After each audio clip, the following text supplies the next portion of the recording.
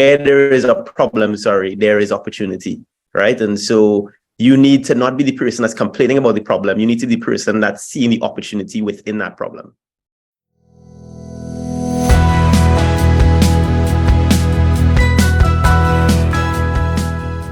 Mr. Maloney is a tech entrepreneur, digital marketer, and investor who in the last decade has co-founded 5 technology-driven companies in the industry of building sustainability, healthy food, local business search, technology business convening, and digital marketing.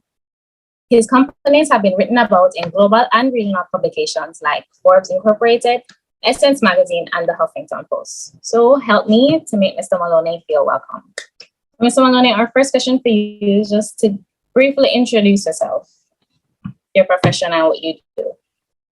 Cool.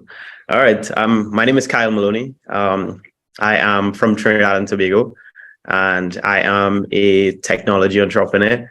As she mentioned, I would have started a number of companies in the last decade within the technology space, and managed to do decently well by Caribbean standards. Unfortunately, we need to expand that Caribbean standard a lot more, and raise the benchmark of what success looks like. And that's what I work on every day with my team, to really enable more entrepreneurs to become super successful coming from the region. I did an undergrad in aerospace engineering, where I started my first company in university. I studied to design aircrafts, but when I was in school, I started a company that would allow students to buy and sell items from each other. And we made money through online advertising from the businesses in and around our campus. And students would go on the website, put up their stuff for sale, their books, their skateboards, their bikes, put up that they need a new roommate, and they would have that trade between themselves, like a forum. And this was a while ago. This was in 2008. And I made about $3,000 to $4,000 US a month from this site, and while I was in university. And then when I came home, I decided I didn't want to go into industry and get a job in the aerospace industry. I wanted to come back to the Caribbean to focus on solving problems within our region that leveraging technology would make life a lot better and a lot easier for us in the region. And I started a company called First. And First was meant to be, it was my first big success, and it was my first big failure. And a lot of First was meant to be like a directory of businesses where you can search and find any business you're looking for, whether you're in Kingston or you're in Mobay or you're in Trinidad, wherever you are in the region. You can search and find restaurants, a barber shop, a mechanic, see reviews on the business, and decide on what business you want to go to, leave reviews when you leave, and just really connect the consumer and the business in that way, so that the experience is a bit smoother. Right now, when you're looking for businesses, I think most people these days kind of go to Instagram and just look up the business, but we were creating a purely consumer to business platform that would allow consumers and businesses to have that kind of engagement. Digicel invested $2 million US in us for 25%. And we began running and scaling that business. And even today, that was probably one of the largest investments in a company Digicel has done to date, in an early stage tech company in particular, that Digicel has done to date. And so that's where I gained most of my notoriety within tech and kind of began doing more and more within this space. And so, yeah. I think that's very amazing, especially since you mentioned you want to make the Caribbean more improved, especially in the way of technology. And that's something that TSIP is really passionate about. We're really passionate about helping students to become better so that we can improve the Caribbean on a whole. So the next question for you is, what were some of the most influential factors in your choice to enter digital marketing or even being an investor? My dad was an entrepreneur. My dad used to have clothing and shoe stores. He had 6 stores in Trinidad, in Port of Spain, Trinidad, selling women's, men's, children's clothing. And he always was put in me. And I have 4 other siblings. My brother is like my closest to me. We're 2 years apart, but we're like do everything together. We did the same degree at the same time. So both of us grew up just with our dad, just really focused on building business and looking at opportunities in that way.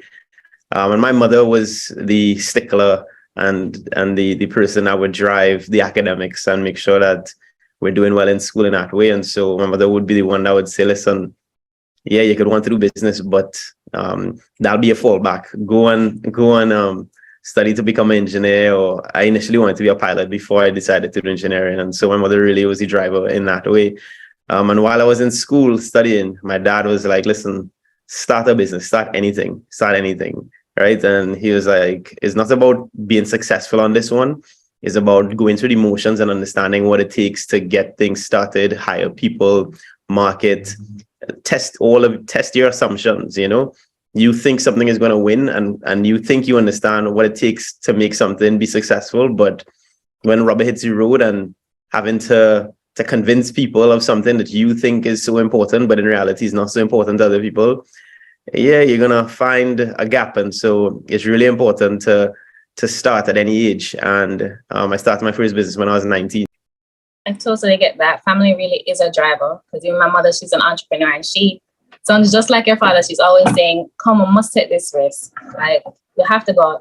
And I love that you mentioned before that your first business was a failure as well for you, because it's not only important to acknowledge your successes, but also your failures, because as an entrepreneur, you can't be someone who's scared of the failure or just gives up afterwards. I think within the Caribbean, we don't take too kindly to failure.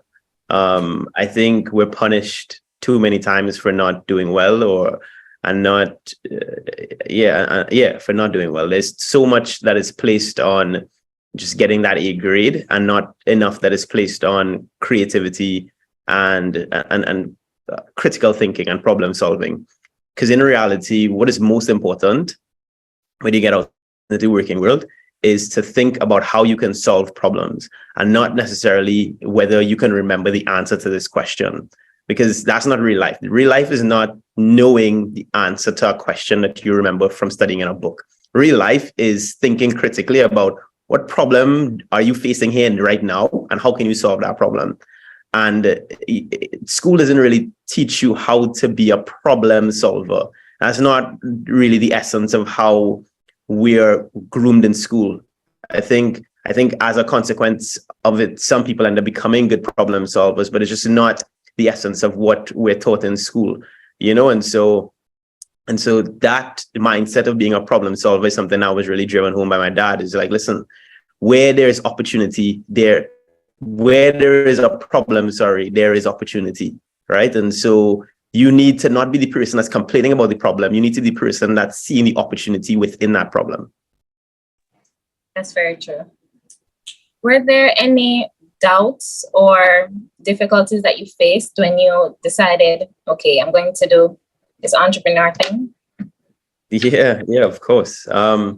Especially on my mother's side. My mom, even after Digicel invested in us, Digicel invested in our company, invested $2 million. So we're sitting on $2 million US in our account. And my mom was like, so when are you going to do your master's? So there is this real strong thing within the Caribbean mindset of like, have to go and do your academics, And so because it's your fallback. And I'm like, Mom, listen, my only fallback is to continuously pushing forward, right? So I know that I'm going to stumble. I know that it's going to be difficult. But I know that I'm not going to stop, right? And my fallback is to keep moving, right?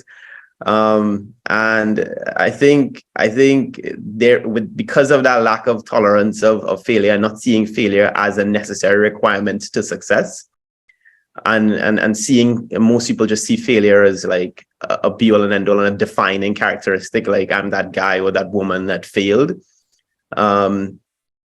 We don't really have that tolerance for it, which is necessary for innovation to occur, which is necessary for you to be successful, which is necessary for you to keep pushing, you know.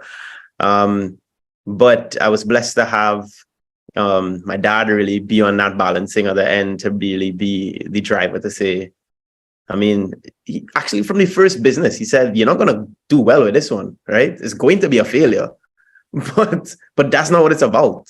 What it's about is starting and going through the motions and figuring it out. And if you end up successful with this, well, then kudos to you. But I don't expect that to be the case. And so I set out to prove him wrong, right? And I was very excited. I was making money from the onset and that sort of thing. We had to shut down, and ultimately the business end up working out because I didn't figure out how to scale it beyond me being in school. But the mindset of, listen, try, start, figure it out. It fails, iterate, start something else, keep moving, build on those experiences. You're going to get it. You're going to get it. Just trust and have faith that you're going to get it. Another question is, which aspect of your career do you enjoy the most? Okay, so I've been through a number of types of businesses. All right.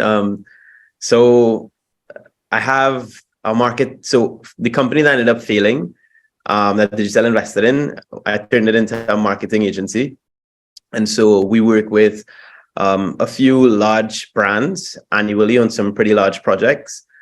We initially focused on social media, digital marketing in that way, because we did a good job with our own brand. And a number of other companies wanted us to do the same thing. And so we started off there, and then we kind of evolved into consolidating from working with like 35 brands to now we work with like 4 or 5 big projects annually that just really focus on digital transformation and digital marketing. So I have a small team, and that's stuff that we work on. And so I love marketing. I love thinking about systems and processes and how do we just build applications that really help make things run well. So that's one thing I love. And that's that company. Next company that I'm more known for today is Tech Beach. Tech Beach is, what initially started as an event in Jamaica, in Mobe, Iberostar, together with my co-founder. His name is Kirk Hamilton.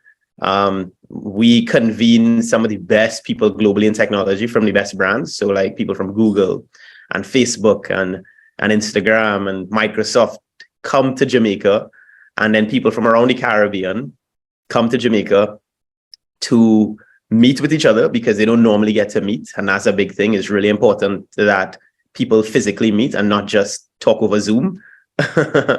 And we bring these people together, and we have panel discussions and workshops, education style workshops, to discuss a number of topics across the technology space. So we'll talk about investing in tech. We'll talk about digital marketing. We'll talk about how is artificial intelligence going to affect your companies in the future? How is it affecting it today?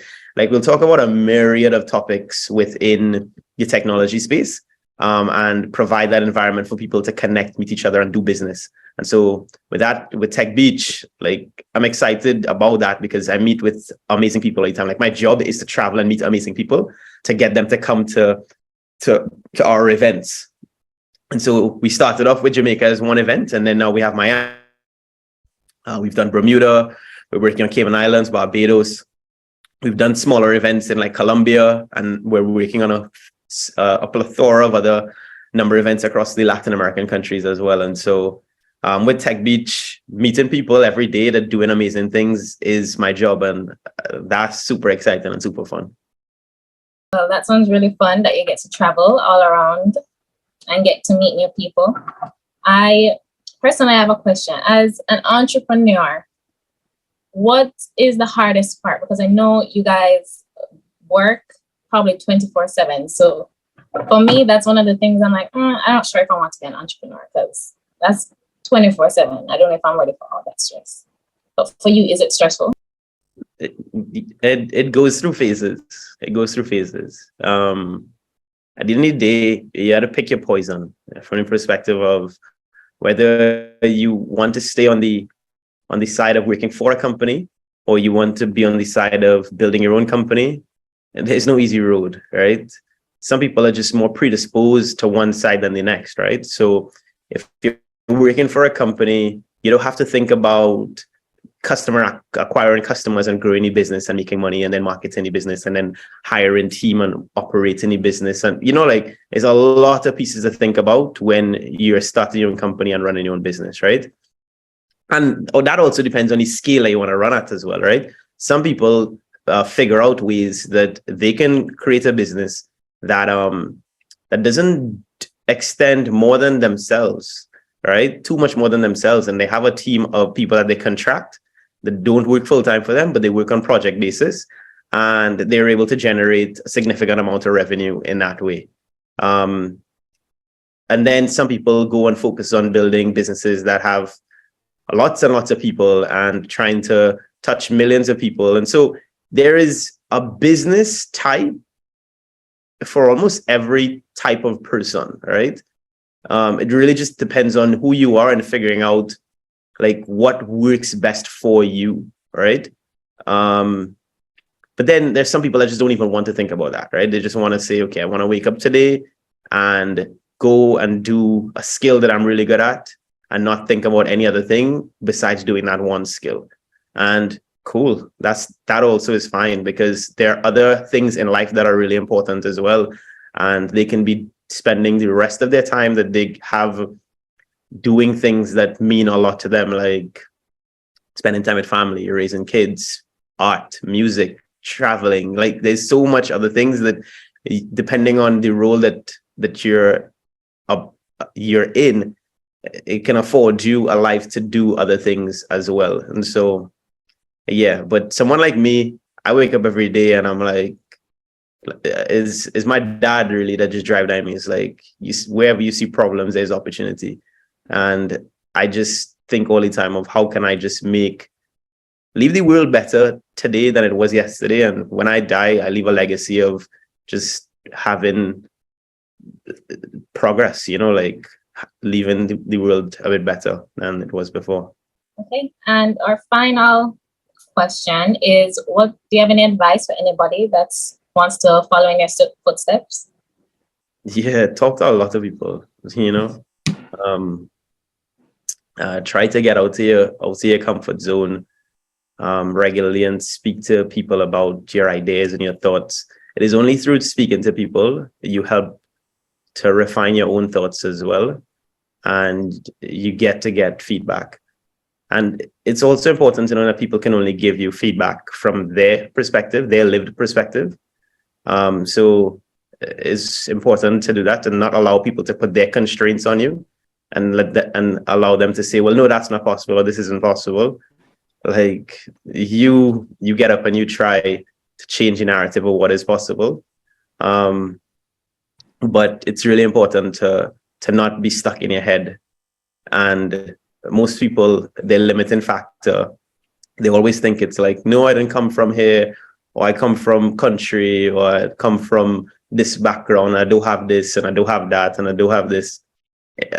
Your limiting factor is you. Your limiting factor is your desire or lack of desire, your lack of desire to get up and go after whatever you want. The reality is that a lot of these super successful people in the world have come from really limiting backgrounds. You do some research. Oprah is like number one in the media entertainment space in her segment.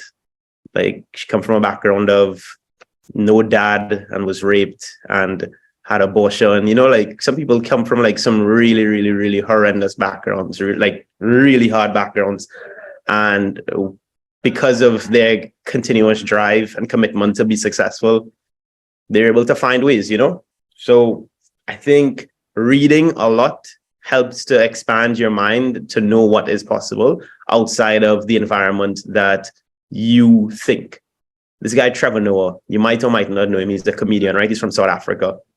He said that people people's desires to be things is limited by their experience and what they know. So that's why, like, when you're a kid and you ask a kid what you want to be, they say something like a fireman or a taxi driver or something, right? Why? Because you're limited just by that. Like, you only know as a kid growing up, there's a taxi driver, there's a fireman, there's a policeman. And so that's all they want to be.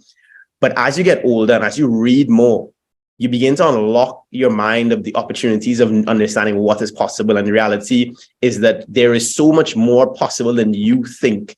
We live in a world of an abundance of possibilities, more so in our time than in our parents' time. And then it's going to continuously be more, right? We live in a world where there is a lot more opportunity to be financially free and independent and live on your terms than there ever before. And so the only limiting factor is not your lack of resources, it's your lack of drive and ingenuity and persistence to figuring out how to make this work. That's really good advice. We want to thank you for coming here and for sharing light on your career. Is there any way that we can contact you, an email or anything that you'd like to share? Yeah. You can email me at kyle@techbeach.net. Or message me on Instagram, Kyle P. Maloney, or Twitter, same handle. Message me on either one of the platforms. Reach out anytime. Let me know, and we could have a follow-up conversation or something. Yeah. Okay. If you are a professional interested in sharing the experiences you've made along your journey toward your field, please email us at thestudentinitiative98@gmail.com. Comment down below what other professions you would like to hear from.